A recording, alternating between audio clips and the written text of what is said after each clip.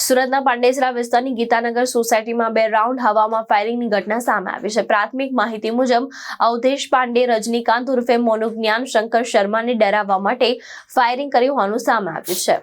ઘટનાની જાણ થતા પાંડેસરા પોલીસ મથકના પીઆઈ સહિત ઉચ્ચ અધિકારીઓ તાત્કાલિક ઘટના સ્થળે પહોંચી ગયા। પોલીસે રજનીકાંત ઉર્ફે મોનુ જ્ઞાન શંકર શર્માની ફરિયાદના આધારે તપાસ શરૂ કરી છે। પ્રાથમિક તપાસમાં બંને વચ્ચે અગાઉથી કોઈ કારણોસર માથાકૂટ ચાલી રહી હોવાનું સામે આવ્યું છે। આ જૂની અદાવતને કારણે ફાયરિંગ કરવામાં આવ્યું હોવાની આશંકા વ્યક્ત કરવામાં આવી છે। હાલ પોલીસે આરોપી અવધેશ પાંડેની ધરપકડ કરવા ચક્રો ગતિમાન કર્યા છે અને સમગ્ર મામલે વધુ તપાસ હાથ ધરી છે।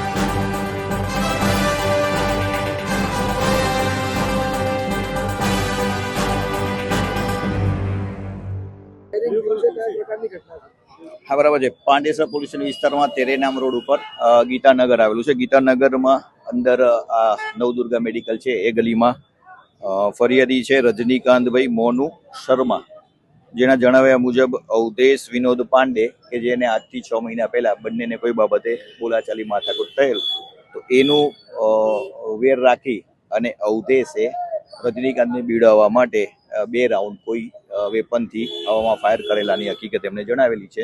તો જે બાબતે રજનીકાંતભાઈની પોલીસ સ્ટેશન ખાતે ફરિયાદની કાર્યવાહી ચાલુમાં છે અને આરોપી બાબતેની તજવીજ ચાલુમાં છે।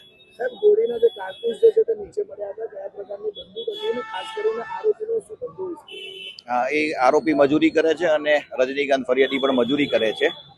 જે કંઈ કારતૂસ બાબતેની વાત છે તો એફએસએલના જણાવ્યા મુજબ જ પછી આગળ એ બાબતે માહિતી આપી શકાય। હાલ અમે ન કહી શકીએ, પણ 2 રાઉન્ડ કારતૂસ આપણને મળી આવેલા છે। પ્રાથમિક તબક્કે સાહેબ શું સામે આવ્યું છે? કયા પ્રકારની ઘટના છે? કયા કારણોસર મારવામાં આવ્યું છે? 6 મહિના પહેલા કોઈ બાબતે એમને માથાકૂટ બોલાચાલી થયેલી હતી અને એ બાબતે બંને વિરુદ્ધમાં અલગ અલગ દિવસોમાં ગુના દાખલ થયેલા હતા અને એનું વેર રાખીને રજનીકાંત જે ફરિયાદી છે એના કહેવા પ્રમાણે આજે અવધેશે 2 રાઉન્ડ ફાયરિંગ હવામાં બીવડાવવા માટે કરેલ છે એવું જણાવે છે। ભાવેશ ઉપાધ્યાય, દ્રષ્ટિકોણ ન્યૂઝ, સુરત।